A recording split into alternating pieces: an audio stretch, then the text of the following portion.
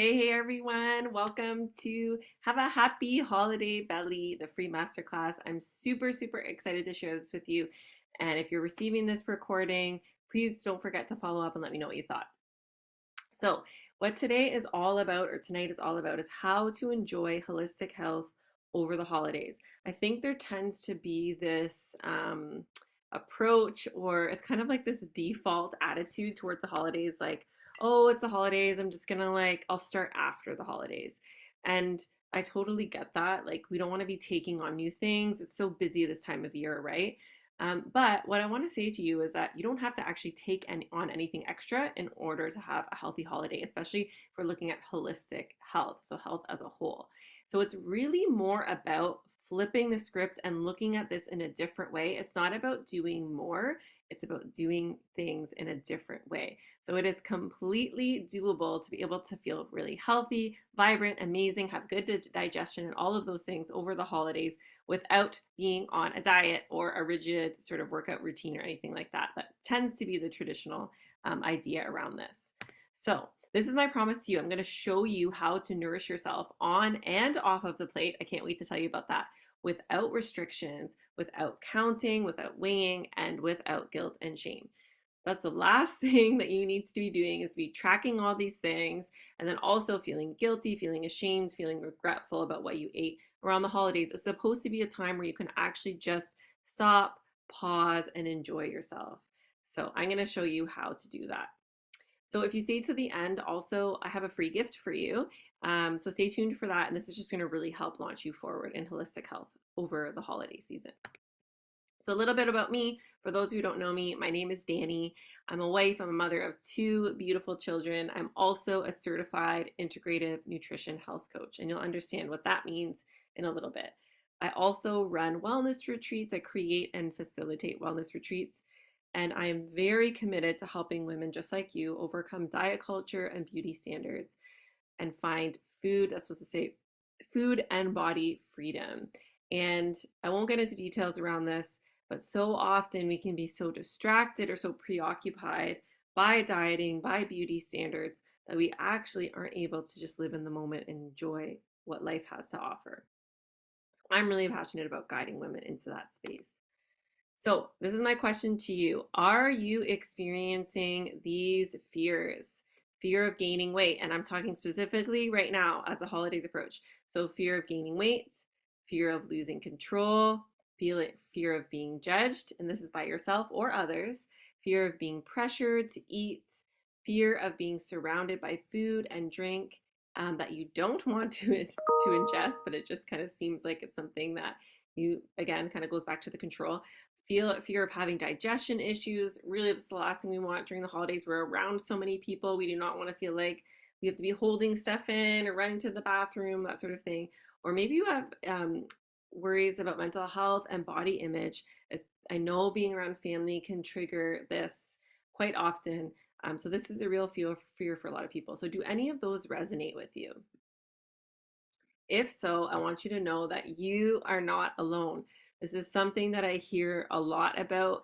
So actually, I find a lot of people take comfort in just knowing that they're not alone. And that these are very common fears. The holidays are such an amazing time, and we get really excited about that. And sometimes we forget that there are challenges that come along with it. So I just want to let you know that you're not alone, and I'm here to help you. So, um, then this is often what I get as a hesitation. So, does this sound familiar to you? I can't possibly, supposed to say possibly, take something on during the holidays. I can barely get everything done as it is. And by the way, I hear this not only during the holidays, but all year round. Is like we feel like our schedules are already so tight, like we're already so busy, that how can we possibly take anything else on? And I hear you, and that's why I'm going to share some stuff with you. And just trust me on this, stick with me. I'm going to share some stuff with you that's going to help you understand and look at things a little bit differently so that you don't have to take anything on. Because the last thing I want to do is give you something more to do. So don't fear. What I'm going to share with you today does not require anything doing you don't have to do anything extra. Okay, so I'm going to jump right in. So I'm going to give you 5 tips today, and these are really not tips, they're like concepts. So just know that this is might feel like a bit of an entry point for some of you, but the cool thing is once you have these tools, you can start to work through them. And this is really like a study in self-learning. You're studying yourself, and I'm gonna actually try to turn, I don't usually have my email, and I hope you guys can't see that. I don't usually have this open, but I opened it today for something, and then it always makes those sounds. So okay, I'm out of that now. So these are kind of overlaying concepts. So I'm going to share these with you. If you have any questions, please don't hesitate to ask. You can type them in the chat as well if you need to. Okay, so tip number one, please pay attention because this is so if you're watching the recording and you're doing something else, just stop for a minute and pay attention because this is probably the most powerful tip that I could give you, if not for sure one of the most powerful. So there's a technique that I call the crowding out method. And this is something that I recommend for my clients all the time. And it is so powerful. And before I get into what it is, I'm going to tell you why. So, and also why what you're doing, what you have been doing might not be working. So when we're trying to eat healthy, we're trying to kind of get on a healthier track, what we focus on is what we shouldn't do. Okay, I can't eat chocolate bars anymore. I've got to avoid the Christmas cookies and the Christmas cake. I definitely am not getting an advent calendar this year or whatever it is, right? We focus on what we don't want to do. But what happens is the way that our brains work, and I'm just really simplifying this, but the way that our brains work is our brain doesn't hear no. Okay? I'm going to give you an example. If I say to you, don't think about the pink elephant, don't think about the pink elephant, don't think about the pink elephant, what are you thinking about? You're thinking about the pink elephant. However, if I said to you, if I didn't want you to think about the pink elephant, but I said, think about the orange rhinoceros. Think about the orange rhinoceros. See how your attention and your focus is diverted into something else that you just naturally and very easily stop thinking about the pink elephant. That is until I just mentioned it again. But you see what I mean. And this is really what the crowding out method focuses on. It's really about shifting your focus away from what you're trying to avoid. And that will just help you really easily forget about it. So I'll break this down a little bit. So this is what you're going to do instead by using the crowding out method. You're shifting your focus away from what you want to have less of and towards what you would like to have more of. So I'm just losing my spot in my notes here. Here we go. Okay, so we're going to shift away and shift toward what we want more of. So I'm going to give you an example here because this is like very common that I hear is people want to have less carbs. Okay, I'm not going to get into that. I don't fully agree with that, but anyways, so just say for example you want to have less carbs. Nothing wrong with it. Whatever feels right for your body. But maybe you want to have more fruits and vegetables. So if you want to have less of something, my first question to you is, what do you want to have more of? Okay, because we're going to replace it with something. So I want to have less carbs. I want to have more fruits and vegetables. So what we're going to do, instead of trying to have less carbs, we're going to shift our attention towards having more fruits and vegetables. So you're going to focus on including more of these in your daily nutrition. This is also a great way to use a pattern interrupt because sometimes we have automated eating and we're going for that food before we even realize it's already in our mouth and going down the tubes before we even realize that we chose that. So this is also a great way to interrupt these automated eating patterns. So just another side note and benefit from this tool. So say you want some Christmas cookies.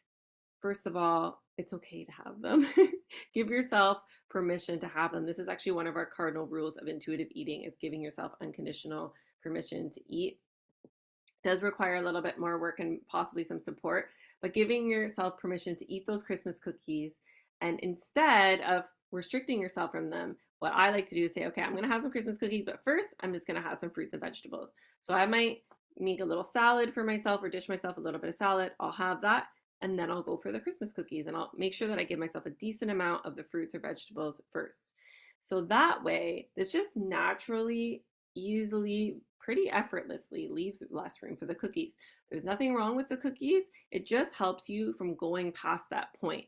And what this really helps me with is that if I'm eating a food that maybe is a food that doesn't make me feel amazing, it just helps me eat it less of a quantity, or I know people like to use this saying, in moderation. So it actually just doesn't affect the way that I feel in the same way that it would if I had 5 cookies instead of 2 because I had the salad. Does that make sense?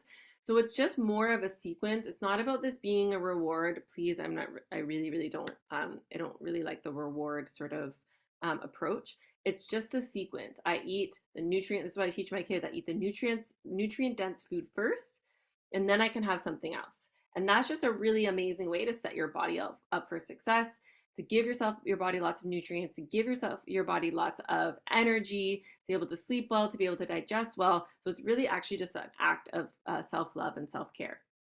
So that's a really helpful approach to me. And really it's win-win because you get to have the cookies and you get to have more fruits and vegetables. So there's really no loss there. Side note, you can use a crowding out method in all areas of life.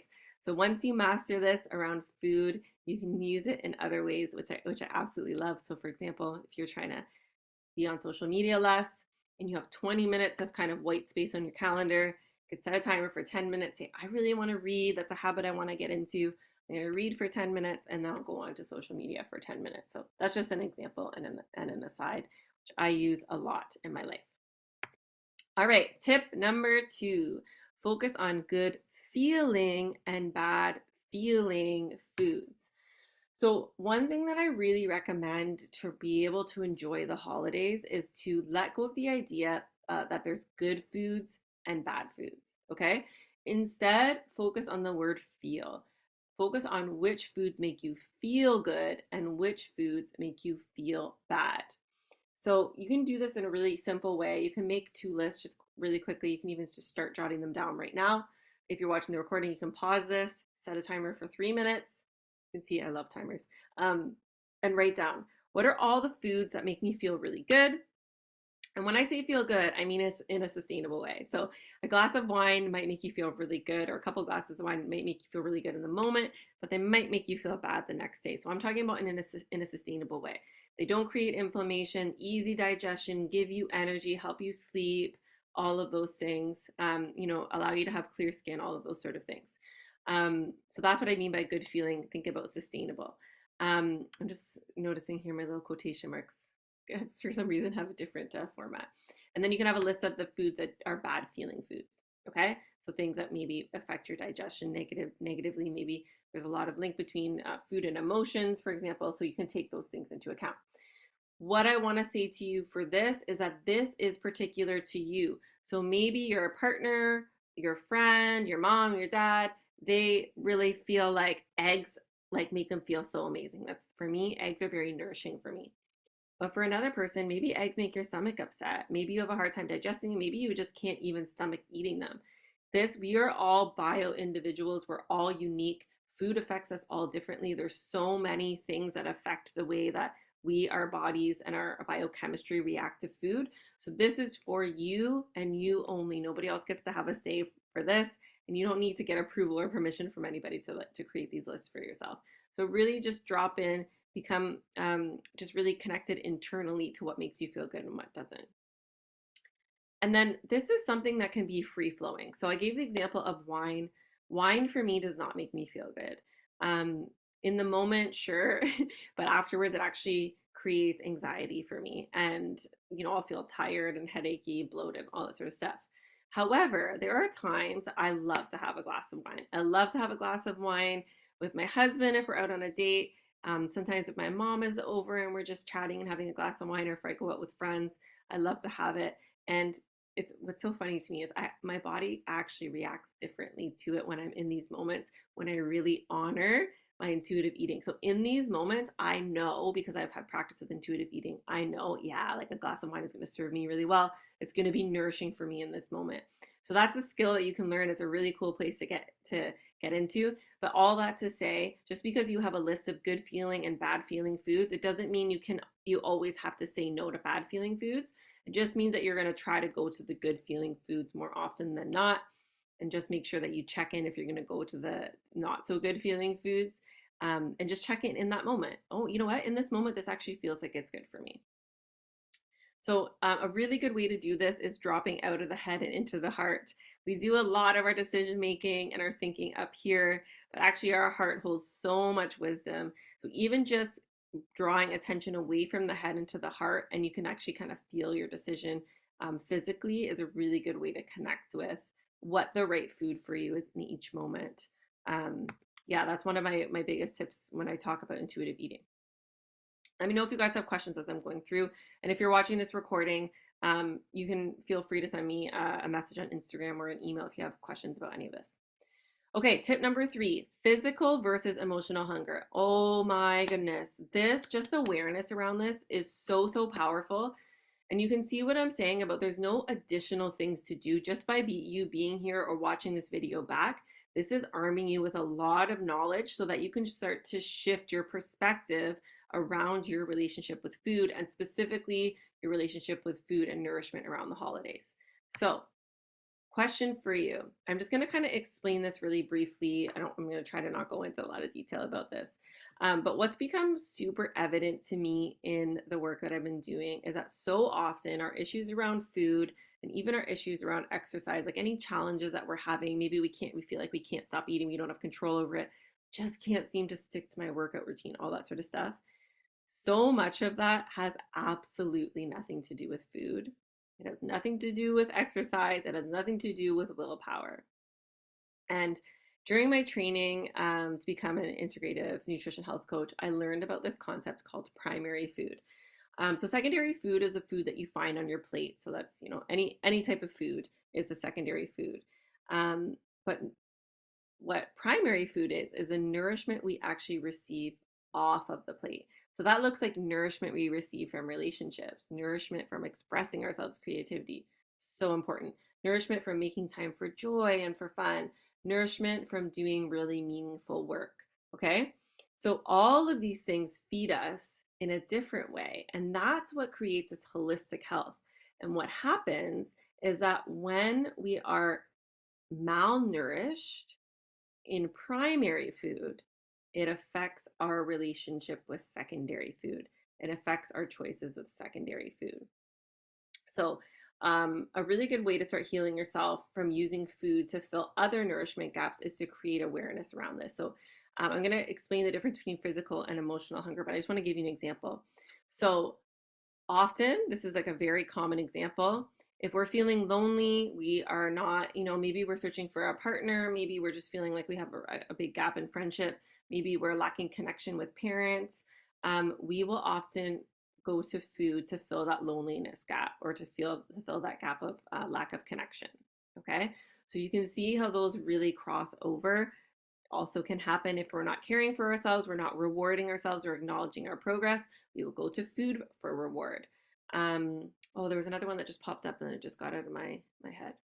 Okay, if I think about it, I'll add it back in. Oh, control. We feel like we don't have a lot of control in other areas. I can sometimes move to control around food. Okay, so those are just examples of how primary and secondary food overlap, and we can try to use secondary food to fill the primary food gap. And what, as you can imagine, what happens is it's not nourishing us in the way we want. So we keep going back to that food, but we keep having a gap in another area. So that just creates that cycle of an unhealthy relationship with food. So just to kind of explain physical hunger, this was so, so helpful for me, understanding the difference between physical and emotional hunger. So physical hunger, and these are just two really simple prompts of physical hunger often comes on gradually, usually comes on gradually, and can be satisfied by many different foods. Okay. So unless you're like ignoring your body cues and you're like, oh, I just got to work for another hour or two, then you might feel like the hunger comes on really suddenly. But that's more just your awareness around it, not that it's actually coming on suddenly. Emotional hunger will come on suddenly. Okay. So you go from feeling completely fine, and then all of a sudden you're like, oh my gosh, I'm starving. And it can only be satisfied by specific foods. Okay, so if you find yourself in that space where you're like, no, not that. No, I need this. I'm trying to think of this. I need this giant piece of gingerbread house right now, or gingerbread man. It's only that. I can't have anything else. That's a really good sign that that is emotional hunger. Okay. Actually, before I go into that, one thing that I wanted to say about this is that emotional hunger will often lead to emotional eating. And I want to just dissipate a common misconception right now that emotional eating is bad. So emotional eating is not bad. And when we tell ourselves something is bad, Like if food is bad, all we're doing is triggering our inner rebel, and it's just going to be a messy fight where we're including emotions that don't need to be included in the whole eating and nourishment game. So emotional eating is not bad. Where we can find, it's just a tool. It's a tool to deal with our emotions, okay? But where we can start to get into trouble is when it's our only tool, when it's the only tool in our toolbox. So what we want to do is start to gain more tools to be able to process our emotions in an effective way, in a way that's going to really, really start um, to nourish those gaps, those nourishment gaps that we talked about in the primary food. Okay. So it's not bad. It's a tool, and we just want to start to have more tools in our toolbox. Okay. So I'm going to share with you, I was like going back and forth if I was going to share these questions with you, but I am going to because they have just been so, so powerful for me personally, but also for so many of my clients. So when you find yourself going for food and you've kind of gone through, okay, is it a come on suddenly? Can it be satisfied? And maybe you're still unsure, or maybe you just want another checkpoint. These are two powerful questions that I think are going to really help you change or to really shift that relationship with food. And during the holidays, especially, it's going to really teach you how to honor your hunger and honor your cues, honor your nourishment cues. So the first really important question is, am I hungry? Okay, I know this is going to seem really silly, but really checking in, am I physically hungry, or am I bored, right? Sort of thing. If the answer is yes, then you're going to ask yourself, what nourishment, keyword nourishment, am I seeking right now? Okay, so that would look like a type of food. Do I need a big bowl of salad right now? Do I need a big bowl of pasta? Do I need some peanut butter toast? Like whatever it is, okay? And if the answer is no, if you ask yourself, am I hungry? And the answer is no, you're going to ask the same question, but it's just going to be in a different way. What nourishment am I seeking right now? So if you ask yourself, am I hungry? And the answer is no, but you find yourself going for food, it means that you're seeking for a different form of nourishment. Maybe you're bored and you need to find an activity to be able to help you enjoy and pass time. Maybe you're feeling lonely and you just really need to be able to reach out to someone and connect. Maybe you're feeling frustrated and you need to be able to express yourself creatively. You feel like you haven't been able to express yourself. You feel kind of muted, or I'm trying to think of the word, like almost subdued. You haven't been able to just be yourself and express yourself. So these are really good questions to ask in order to figure out, okay, what is the nourishment gap and how do I actually satisfy it sufficiently and sustainably? That's the biggest thing. The other thing I was going to say about emotional hunger is, emotional eating, is that tool. The other challenge with that is that it usually does not satiate or satisfy us in a sustainable way. So we'll feel good for a few minutes, half an hour, maybe an hour, and then we're going to want to go back to that food, or we're just going to go back to that place of feeling whatever emotion it is that we were feeling. All right, tip number 4, creating healthy food boundaries. Okay, I feel like this is something that there's like this weird undertone in our culture, um, or just this acceptance that I find it very strange, but I didn't think about it until really more recently, because I didn't realize it. But it seems to be really acceptable and common for people to comment on our food choices or even pressure us, even when it's like, even when it's not bad. Like people can say something like, "Oh, you always eat so healthy. I don't know how you do that," right? And the challenge that comes with that is like, what if that person has an eating disorder? Or what if that person is still, just because you eat healthy food doesn't mean that you have a healthy relationship with food. Okay. I feel like that's a really important thing. So when we're commenting on other people's food, it actually might be solidifying negative behaviors. Okay. So all that to say, I would encourage you to try to not do that to others over the holidays, but also to get really clear on what your boundaries are personally around food and have some strategies ready for how to communicate them. So I have that here for you. So I have a couple of examples. So the first one is, I just want to make sure I didn't forget anything. Okay. First one is, I allow myself to make my own food choices without external influence or pressure. So I think this is a really important. So this is almost like an affirmation, but it's like what you've decided for yourself, and permission you've given yourself is, we so often we have so many things coming at us externally social media being a huge thing. We've got commercials, we've got billboards around every corner. There's a fast food place that's influencing our food choices. And so, really turning off external messaging as much as possible, putting the blinders in and blinders on and going internally to see what we need for food choices is really, really important and very empowering. So I've put together a couple of things that you could say if this is a challenge for you. So if you're at a holiday event and somebody's trying to tell you, oh, you should really be eating salad first, or, it can happen the other way too. Oh, just have a piece of pie. You don't need to always eat so healthy, okay? Here are some things that you can say. So one can be, well, I'm actually learning or I'm studying or I'm practicing. I'm learning how to trust my own food choices, and I just ask that you don't comment on them. If you have children, this is something that I really, really encourage you to do is to advocate for your children in this way, because it's also teaching them, even if you're advocating for yourself, just know that you're teaching them that already. But I think it's really important. Relatives, just there's this thing with relatives and commenting on how much your kids eat, comparing them to other kids, telling you they should be eating this, that, trying to force them need to finish, right? There's a whole thing around that. So you could say something like, we're actually teaching our kids how to trust their own food choices, and we just ask that you don't comment, okay?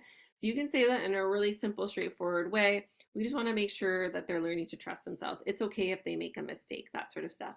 And it's the same with you. It's okay if you make a mistake, but you're never going to learn what's right for you, and you're never going to learn how to trust your intuition if you're not only listening to internal messages and you're not turning off the external. Okay, so that's the first one. Second one is, I am not responsible for someone else's feelings. So I was actually talking to a friend about this the other day, is that pressure that we feel from relatives or friends. They spend all this time slaving over this homemade pie or whatever it is, and you really feel pressured to have a slice because either they're just saying that outwardly, or there's like some, body language that's insinuating that like they're going to be super hurt, or they are super hurt because you chose to not have it. So you could say something like, oh, that looks so amazing. I can't have any right now, but thank you so much for contributing that dish. By the way, you can reword these into however you speak. I know this is more kind of how I speak. So if you're like rolling your eyes and like, I would never say that. But I'm telling you, this is very, very empowering language. And notice that I'm not saying I'll try some later. Notice that I'm not apologizing for not eating it. You don't need to apologize. You don't need to eat something just to not hurt someone else's feelings. You are not responsible for their feelings. If they choose to have their feelings hurt because you did not eat their dish, that is something that they're responsible for. Obviously, we don't need to be inconsiderate and be like, oh my gosh, that looks disgusting, I'm not eating that. Or like, we don't need to be commenting on calories and all that sort of stuff. But just saying, you know what, I just, no thank you. By the way, no and no thank you are complete sentences. You don't actually have to justify any of this. I'm just offering a few different ways to be able to say this. This is something I've had a challenge with in my life, where I really didn't, this has actually happened to me multiple times in the past. I really didn't want to have the item and just really felt pressured to do it. So I had it and then like immediately regretted it and didn't feel good afterward. And one of my favorite things from the book Untamed is, if you ever have to choose between disappointing yourself or disappointing someone else, always choose disappointing someone else. And again, it doesn't mean we're being rude or not taking their feelings into account. It just means that we really need to honor who we are and where we're at and what we need. Because if we're always looking to satisfy others, really at the end of the day, no one's going to be satisfied. But if we can all learn to honor ourselves and separate our emotions from other people's, you'd be surprised how much less conflict there'd be in the world.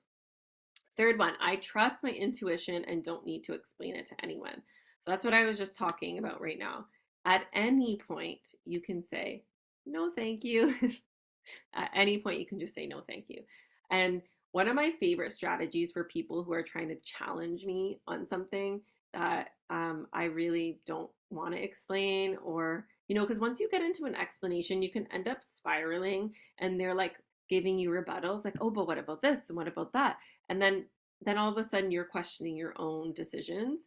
And especially if you're going on your intuition, a lot of that can't be explained, sometimes even to ourselves or to others. So one of my favorite strategies for people who are challenging or pushing is it's the broken record method, I call it. No, thank you. Oh, but your mom made this and she spent all this time. I know. No, thank you. Or all you've eaten is salad. You can have one treat. Why can't? No, thank you. Or I haven't seen you eat any vegetables. Don't you think? No, thank you.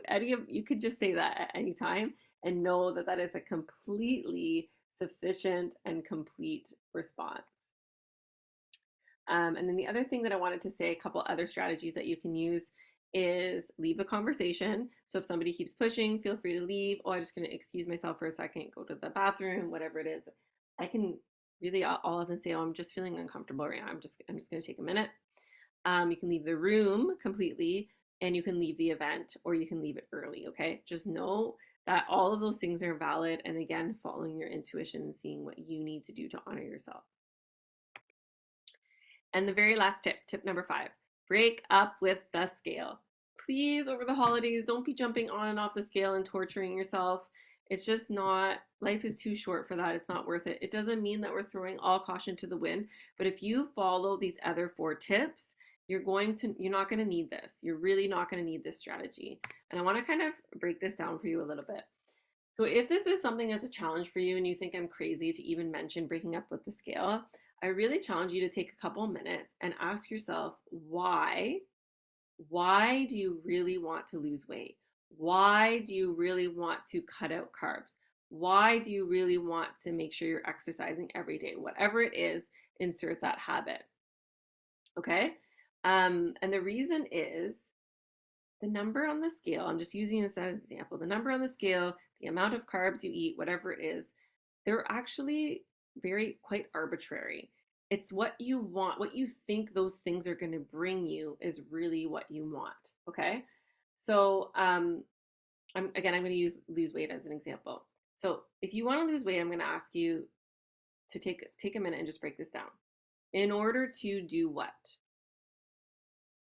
In order to play with your kids, like to have energy to play with your kids, in order to just have more energy in general, in order to move with ease, in order to have more self confidence, or maybe it's in order to achieve optimal health. Now, you can break that down even further. And I do this exercise called 7 layers deep with my clients where we go, okay, then why? Then why? Then why? We go 7 times to really get to the root of the reason. Because sometimes we think we know the reason.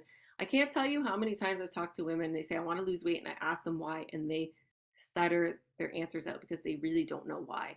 Because our culture tells us that we should. There's so much pressure that we don't even realize because it's just so deeply ingrained in us that we should lose weight and we should look a certain way because that's what beauty is, because that's what we should be doing as a woman, because who am I if I'm not on a diet, right? That's like, we don't realize how deeply ingrained that is. So if we can get deeper into why we want to do that. So for example, maybe you want to play with your kids because you want to have a deeper connection with them, because you want to leave a legacy. Maybe you want to have more energy because you want to be more effective at work and you want to make more money, you want to get a promotion, you want to start a business, whatever it is. Maybe you want to move with ease so you can go out and do things that you love doing that you feel restricted doing. Maybe you want to go hiking, maybe you want to go rock climbing, and being able, losing weight and being able to move with ease is preventing you from doing that. Right? Not being able to lose weight and not being able to move with ease is preventing you from doing that. Maybe you want to have more self-confidence so that you can actually feel good about putting yourself out there to meet a partner, to go for a promotion at work, to start a business. And maybe you want to achieve optimal health because you want to live a long and healthy life in order to spend time with your kids, in order to have that deep connection, in order to leave the legacy. So do you see, when we go deeper, how much more connected you can feel to that deeper reason, and how you'll be more inspired to actually go after those goals versus just, I want to lose weight. Okay. So once you get clear on those things, go after that. Go after more energy because you want to be able to do all the things that you love to do. You want to live life with joy and fun. Go after spending time with your kids more so you can have that connection and leave a legacy. Go after wanting more self-confidence so that you can put yourself out there, meet a partner, and get a promotion at work. Go to the root of those goals, get to the very root of those goals and go after them. And then I ask you, if you attained all of those things, the energy, the time with kids, the confidence, and so on, and your weight, again, I'm just using weight as an example, but your weight, your carb intake, your muscle tone, whatever it is, if they all stayed the same, would the number on the scale matter? Would the amount of carbs matter? Like all of that, would that actually matter? And the answer is no, right? Like, and if we're using weight as an example, like you could decide to be a bodybuilder and go into training, and your number on the scale could completely stay the same. It could even go up, and you would not care about the number on the scale because going for a different goal, you understand that you're probably having that energy, you're probably feeling strong and confident, all those other things. So the number on the scale doesn't really matter, right?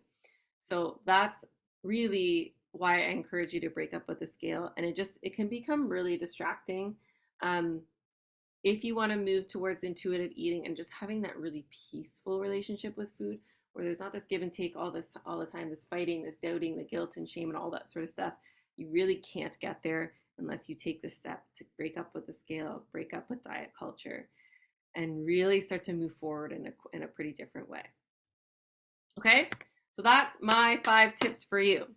And what I'm going to share with you is I have this program that I've created to help support everybody over the holidays. And I'm going to just explain what you get. It's called the Healthy Holiday Boot Camp. And so what it is, it's a 4-week program. And this is like revolving, by the way. So when you start, the 4 weeks start. And this is something that I'm only offering for a limited time because it's honestly, it's a little bit of an experiment. And what it is an on-demand access to customized coaching from me. So it's Monday to Thursday from 9 a.m. to 4 p.m. I have it as. And you can send me, it's through this app called Voxer. You can send me messages. It works like a walkie-talkie, asking me specific questions, and I customize the coaching for you. You can send your messages at any time. I answer between Monday and Thursday, 4 to 5 p.m. So if you're looking for that on-demand support, like maybe you're at an event and you're like, oh my gosh, I'm just doubting myself. I feel like I'm disconnected with what I need intuitively. Can you help me? I can send you a message back and give you specific strategies in that moment. I can tell you, you know what? It sounds like that person is trying to pressure you, and remember, you're not responsible for that person's feelings. So you're going to get that on-demand support when you need it in those moments. And then I've also put together some short, like very succinct, they're no more than like 5 to 10 minutes, these online modules, and they're just going to give you the basis to be able to create that firm foundation for you to really start to enter into this space of intuitive eating and that peaceful relationship with food, fitness, and your body. So we're looking for food freedom and body freedom.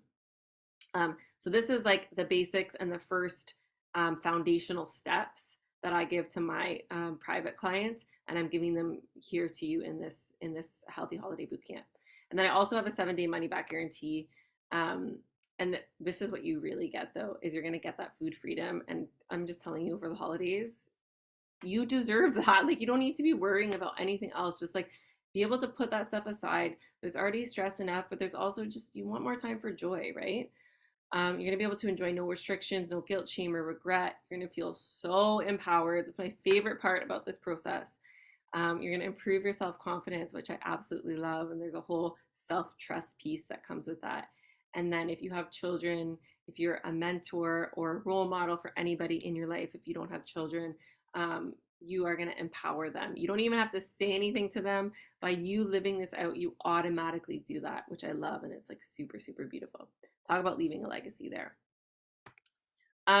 So I kind of calculated all this out to see what the value was. I got around 1,400. I'm posting it at 597, and I know there's people that have been telling me not to do this, but honestly, I'm doing this. This is not about like trying to make money and all that sort of stuff for me. I really think this is going to be an amazing resource for so many people. So I've put it, it's not a Black Friday sale. I'm just, it just happens to be around this time. But I just felt really good. This was the cost that I decided to put it at. Originally I was here, and then I decided to put it at 297. And that's just for the first, I'm putting this as a 72-hour promotion, and there's a code here, and you're going to get this through the email. You can use that code when you go to register. So that's going to be the bonus within 72 hours. And then there's a 30-minute private coaching call that you're also going to get, which is going to be amazing because it's just going to really, really help you get super clear on what it is that you actually want, you personally, not what other people tell you you want, and some specific steps to get there, especially for your short-term goals, so you can get some really quick wins. Okay, so I'm going to put this that's in the follow-up email that you're going to get. So you can just click on that link And then there's a link to be able to register for a call with me just to make sure that this is the right fit for you and all that sort of stuff. And so if anyone has questions about that, you can let me know. So just to clarify, I'm going to go back. So it's 4 weeks, a 4-week program where you have for 4 weeks access to Voxer, and then you're going to have access to those online modules as well. And so these are the steps. So I'm officially inviting you to apply. I'm keeping this really small because this is something new that I'm doing. I will likely not offer this at this price again, just because I'm thinking about the amount of like the time commitment and all that sort of stuff and how to be fair to everybody in the situation. So I'm only opening 5 spots for this. So if this is something that you know you want to do, just let me know right away, because that's what my bandwidth is right now for this. So just make sure you reserve your spot if you're interested. You're going to book the discovery call, and then you can log in and get started right away. And then I'm also going to include this free gift. So I've made a cheat sheet for you, and I'm super pumped about this cheat sheet. I feel like I extended my graphic design skills for you guys to be able to do this. So the link is here. I'll actually see if I can put that in the chat right now. That's not what I meant to do. Strange. Okay, it's gonna be in the follow-up email because that link is not working right now. But you're gonna be able to put this, save it on your phone. You can print it out and put it in your house, and it's just really doing a quick summary of all those things that we just talked about, so that you can just navigate the holidays with ease and just really enjoy some holistic health over the holidays without feeling pressured and bogged down and yucky because you're not feeling like you can eat the foods that really honor your body. So thank you guys so much for joining me today. Again, if you have questions, do not hesitate to reach out. And if I don't speak to you guys before the holidays, hopefully I do. But if I don't, I just wish you, however you celebrate, I wish you the most amazing and peaceful time